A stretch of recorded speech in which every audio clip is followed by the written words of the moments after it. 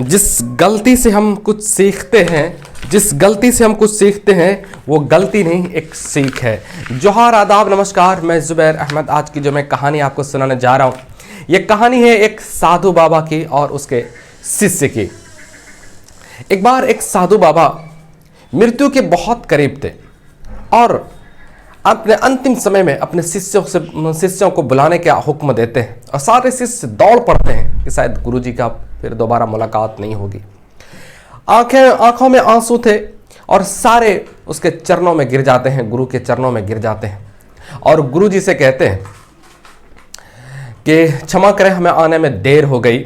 और गुरुजी उन सारे शिष्यों से कहते हैं कि मेरा अब अंतिम समय है, अब मेरे कुछ ही देर का मैं मेहमान हूँ, कुछ ही घंटे का, कुछ ही मिनट का मेहमान हूँ। उसके बाद मैं इस दुनिया को हमेशा के लिए छोड़ दूंगा और दोबारा वापस कभी नहीं आऊँगा। तो शिष्य कहते हैं कि गुरुजी आपके लिए क्या खिदमत करें, क्या खिदमत करें, कुछ बता दीजिए, कुछ क्या करें आपके लिए।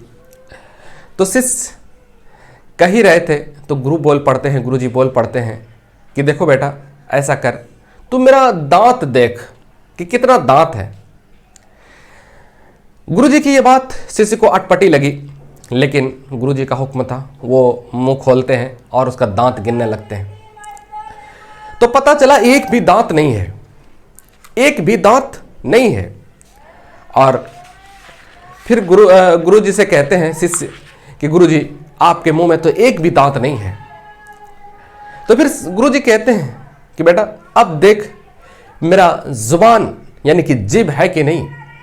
तो मुंह खोलते हैं, कहते हैं कि गुरुजी जीभ है।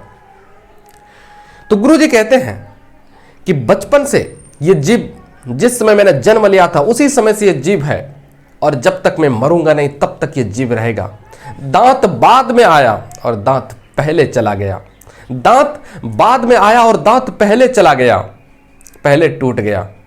तो शिष्य कहता है कि गुरुजी कुछ समझे नहीं, क्या कहना चाहते हैं आप। गुरुजी ने कहा कि बेटा जिंदगी में ये जीभ जो है ना, जब से जन्म लेता है, हर इंसान जब से जन्म लेता है तब से जीभ है और जब तक मर नहीं जाता है तब तक जीभ रहता है। दांत बाद में आता है और दांत पहले ही टूट जाता है। जीभ इस बात का संकेत है कि अगर मुलायम रहोगे तो सब दिन टिकोगे, मुलायम रहोगे तो हमेशा पूछ होगी, जब तक शरीर में प्राण रहेगा तब तक और मरने के बाद भी। और हार्ड रहोगे, कड़ा रहोगे तो बहुत जल्द टूट जाओगे। दांत संकेत देता है कि बहुत जल्दी टूट जाओगे और जीभ संकेत देता है कि नॉर्मल रहोगे, हमेशा रहोगे। दोस्त, बड़े बुजुर्ग ने बड़े कमाल की बात कही है कि किसी भी पेड़ के अंदर, किसी भी पेड़ में जब फल होता है ना, वो फल झुका होता है। फल होने की वजह से वो पेड़ झुका होता है। जिस पेड़ में भर के फल रहता है, पूरा पेड़ भरा रहता है फलों से, वो पेड़ झुका रहता है। उसी तरह से जिस इंसान के अंदर अच्छाई का, सब कुछ का, बहुत चीजों का ज्ञान उसके अंदर होता है तो वो इंसान झुक के रहता है। लेकिन आप देखेंगे ज्यादातर इंसान आपको घमंडी मिलेंगे, अहंकारी मिलेंगे। अब आपके हाथ में फैसला, आप सोच सकते हो वो किस तरह के इंसान होंगे।